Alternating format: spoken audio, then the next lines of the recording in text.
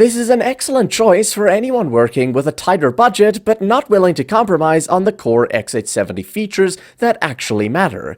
You're still getting a solid 14-phase power delivery setup with 60-amp power stages for the V-core, full support for PCIe Gen 5 storage, DDR5 overclocking, 2.5 gigabit LAN, and Wi-Fi 7, which is a rare sight at this price point. If you're a first-time builder, you'll love it thanks to Gigabyte's emphasis on DIY friendliness. Features like their easy latch design for PCIe and M2 slots, a pre-mounted I/O shield, and a Q-Flash auto-scan BIOS make installation hassle-free. There's also plenty of storage options with 3 M2 slots, including one PCIe 5.0x4 and several SATA ports as well.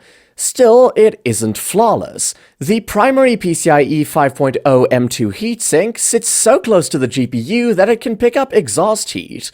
For those who want high-speed storage, future-proof I/O, Wi-Fi 7, and flexible connectivity in a budget-conscious, DIY-friendly package, the Eagle Wi-Fi7 is a solid pick. However, if your priority leans more towards a workstation-style setup with proven stability, the MSI Pro X870p Wi-Fi is worth considering. Its reliable tuning features, consistent memory support, and stable BIOS make it ideal for long-term productivity builds where next-gen wireless or full Gen 5 lane saturation isn't a priority.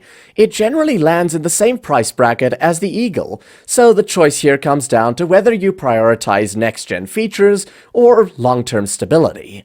To sum up, what I like is the reliable 14-phase power delivery, the strong wireless support via Wi-Fi 7, and full Gen 5 GPU and SSD compatibility. On the downside, the aesthetics are pretty plain, and the thermal layout around the primary M2.